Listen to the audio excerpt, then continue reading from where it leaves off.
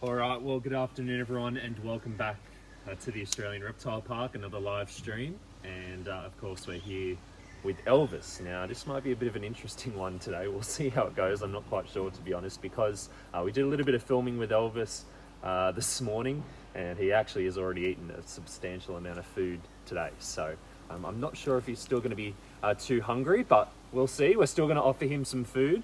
And he's a crocodile. He loves his tucker, so I'm sure he's never going to turn down the opportunity to have a little bit more food. So that's what we're going to do for you here today. But before we do that, I'll tell you a little bit about Elvis. And what I thought we might do is I'll swim him around a little bit. The water isn't too clear, probably a little bit cleaner over on the other side. He was splashing around and carrying on this morning, so it's murky the water a bit. But we do want to see Elvis moving around. So what I'm going to do is I'll take the camera and I will basically just talk to you with Elvis as he moves. So here he is in the water for starters, just under there. And all I'm going to start to do is, as always, get this stick going. Can't see a whole lot there at the moment, but if we look very, very carefully, there he is there. I do apologise, the reflection on the water's a little bad, but we can see what's going on. And he is quite, quite keen. He's reacting to this quite well, and he's going to come straight underneath us right now. That's a fantastic view right there. Now, the saltwater crocodile, which is what Elvis is, they are the world's largest living species of reptile. Elvis here is about 4.6 metres in length. That's a bit over 15 foot. But a really large male saltwater croc that is, could reach 6 metres in length and weigh anywhere up to 1,000 kilos. Now that is just an enormous animal. Elvis probably never going to get quite to that size, but in saying that, he really doesn't need to. He's as big as he really needs to be, and he's the king of his pool here at the reptile park. Now what you'll notice there, as Elvis moves through the water, he does not create a single ripple or disturbance as he does so. Now he can do that due to all those lumps and bumps that we're seeing as he passes there. Those are called osteoderms or scutes. They have little pieces of bone underneath their skin, and that creates that bumpy texture along their back. And that is really what enables them to move through the water like that.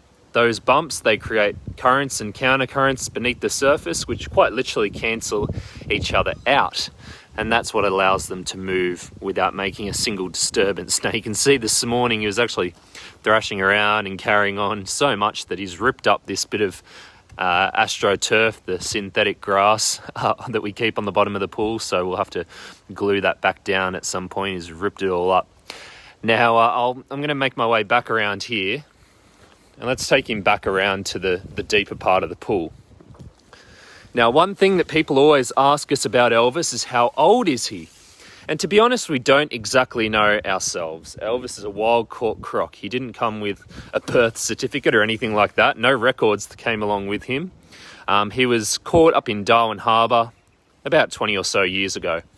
And the reason he was caught is because he was classified as a rogue or nuisance crocodile. He was removed from his environment and then he was placed into a crocodile farm. Now, once you get to a crocodile farm, it's really, you're there for one thing, and that is to make more crocodiles. And that's what they wanted to do with Elvis. They wanted to use him as a breeder. But Elvis had other ideas. He met a girl, a female crocodile, and they left her in overnight. Thought he was going to get along with her really nicely and maybe make some baby crocodiles. Instead, he actually killed that female, so a bit brutal. And then a year later, they tried him again with a different female, and the same thing happened. So it became very apparent that Elvis wasn't quite the ladies' man, no good with the girls. We were in need of a new crocodile here at the time. Some of you may remember our old crocodile, Eric. Eric passed away, and so we needed a new big male croc, and Elvis really was the perfect fit for us here at the reptile park. And of course, he adapted to life here very nicely. He's been the king of this pool ever since. He arrived in around 2007. Let's see if I can get him to poke his head up here for us. Come on now. And yeah, he's been here at the reptile park ever since. Come on. There you can see he's cracked the surface there. And I reckon if I pressed that any further, he would have come and done a big strike out at me. But he's just sitting there nicely now. Now, whilst we've got such a good look at his head, you'll see the size of Elvis's teeth there. Extremely large, very white, very, very dangerous teeth. And of course, the saltwater crocodile uses those large bullet-shaped teeth to hold on to their prey. In the wild, Elvis might be feeding on something like a kangaroo, wallaby, water buffalo, fairly large animals that could put up quite a struggle. And so those teeth really enable him to hold on to that animal, hold it in place, and make sure that wherever he goes, it's going with him. And often what they'll do, they head back under the water, and then they very simply drown that animal.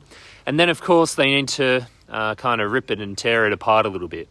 And the way that they'll do this is by doing something known as a head shake, where they lift their head up and out of the water, and they do a big shake to the right or the left, and basically they just rip a piece off. Because they shake so violently, it just tears that flesh. And then they'll also do something known as the death roll. Now, you hear this a lot. Really, they don't actually do it too frequently, but if they were to get something really, really large, and maybe they've got it on the arm or the leg, and they want to rip that off, they'll spin themselves around. They'll spin their body, rotate it, and just the force of them doing that generally is enough to pop, a socket out of joint, or rip a piece of flesh off an animal. So there's two ways really that the crocodile will break the animal up, and then they'll swallow it down. Even a croc the size of Elvis, and he's a large male croc, he could not swallow something the size of an entire water buffalo. That's just not how it works. His stomach capacity is about maybe 30 or 40, maybe 50 kilos. So he's only going to be eating a small portion of that food item, and then the rest of it is going to feed the entire ecosystem. Crocodiles do not store their food away. They do not keep it for later. They eat what they can, and then it goes on. And some smaller crocs might have a feed, fish might wash up, a goanna might have a go at it. So really, that's a big part of the reason why crocodiles are such an important thing in their ecosystems. They're what we call a keystone species. Without crocodiles, the whole chain kind of falls apart a little bit. They are very, very important. Now, I think that's enough of me yapping on about Elvis. I know you're all here to see some feeding. So what I'm going to do, I'm going to turn Elvis, and we will pop him just back in the center of the pool. And then I'm going to get out. I'll get on the other side of the fence, and then we can offer him a couple of bits of food. And today we're actually going to get him to hopefully jump around a little bit for that food, because he certainly needs to work off a bit of that belly there. He's got a big belly after this morning. So let's see how we go. I'm going to turn him this way. Oh, come on. When we talk to Elvis, you can certainly hear that. And they also have fairly good vision, so he can see us right now. And as you can see, these vibrations in combination with my voice and all the movement has encouraged him back into the water. He's going to spin around, head back under the surface, and we are going to hop out. All right, let's go over here. Just patiently waiting, although he might just follow us around here. We'll see what happens.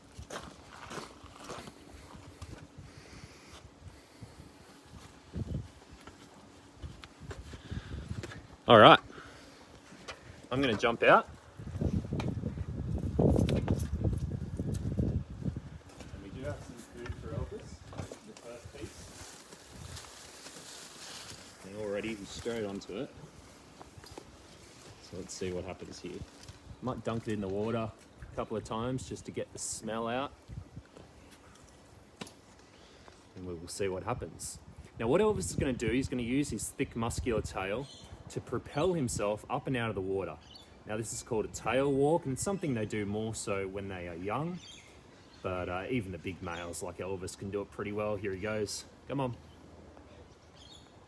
Come on. Woo! I'm going to spin him around. We just need to watch ourselves here. I'll try and get him back out, focused out in the middle here. No.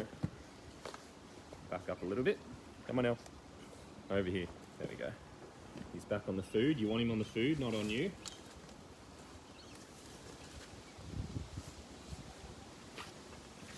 Alright.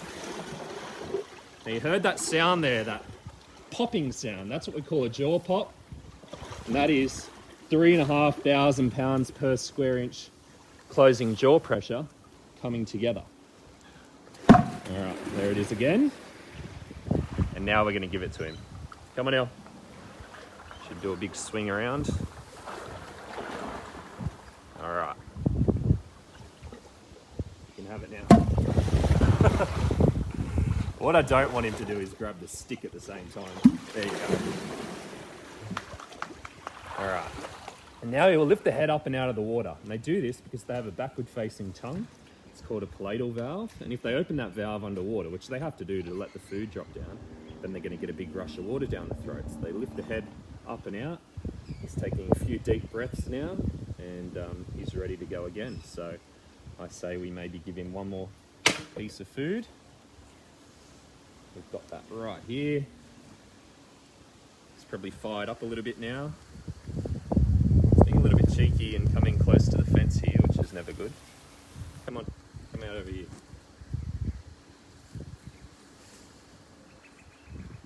Come on out. There you go. All right, we'll go for a nice high one.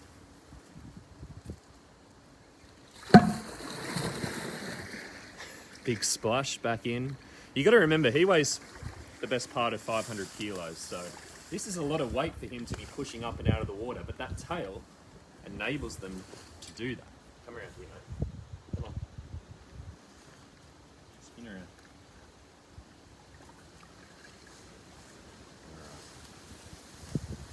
Might make this the last one. Come on, El.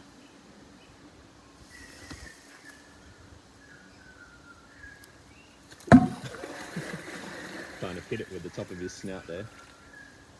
There you go. Come on. One more. Try and get it this time. Out here, mate.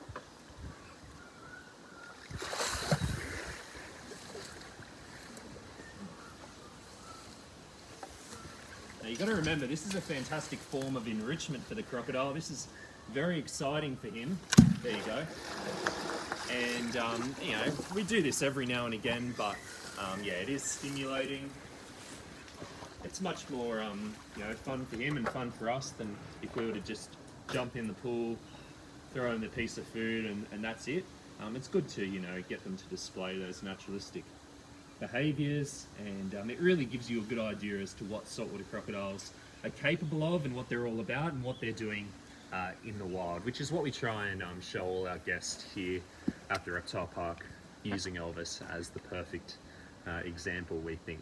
You ready for some questions? Yeah, Jake? let's get some crop questions going. So what kind of prey would Elvis use the jumping technique, the tail walk technique for? Yeah, that's a good question. I mentioned before that they do this more so when they're young, and that's because what they're mostly going to be catching when they're doing that tail walk are smaller prey items. So something like a bird roosting in a tree, maybe a flying fox.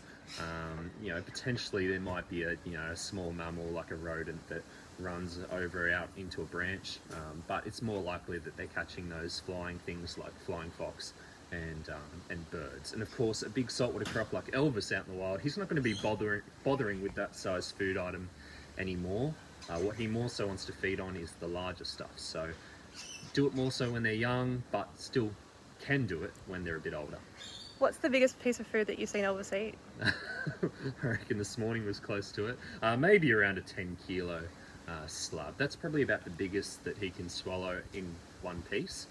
Anything bigger than that, and we have given him bigger pieces, he does have to do that head thrashing about, and you know, the death roll that I spoke about as well, because he cannot swallow something too large. Obviously his mouth and that throat is only a certain size, so if anything's too big, he can hold it in his jaws fine, and he can even swim around with a 50-60 kilo piece of food, but more often than not he's likely to rip and tear it to make it a little bit easier to swallow in smaller bits. A little bit like, you know, if I was eating a steak, of course I'm going to chop it into smaller pieces to eat it as opposed to just shoving the whole thing in my mouth. He does the exact same thing. So Elvis has had a big day today. Where does he sleep at night? So, I mean, it depends on his mood. They can, rest in the water. They do need to breathe, so he can't just stay at the bottom of the pool the entire night or anything like that. But sometimes they will just rest near the surface. But more often than not, Elvis actually will come either half out of the water or completely out of the water to rest of a night. So, yeah, that's where they're sleeping. How long can he hold his breath for? So I guess on average he's probably holding it for half an hour at a time. He might even pop up more frequently than that. But if he really wanted to, and he's coming up for a breath right now, you may even be able to hear that.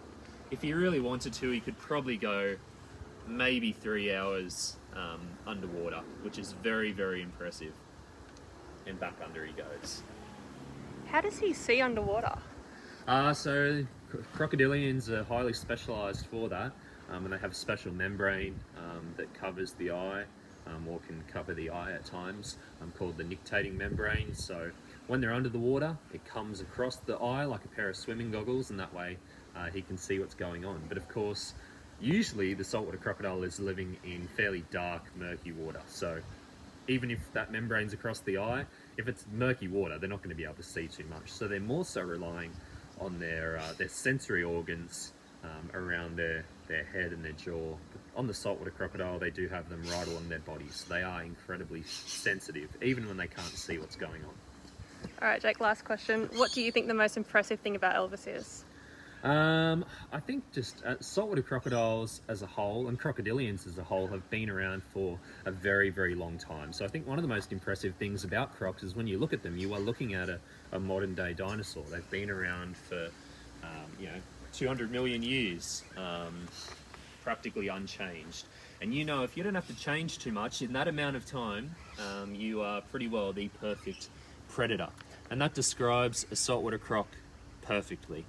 They're very well adapted to do what they do. They're very stealthy, cunning, and they do not have to change one bit because they are pretty well perfect, as I mentioned. All right, Jake, we'll leave it there. Thanks so much for today. No worries. Thank you, guys. Hope you enjoyed that. We weren't sure how it was going to go, but he was pretty good. He was pretty athletic there before jumping around, so always a bit of fun, and we'll see you next time. Thanks, guys.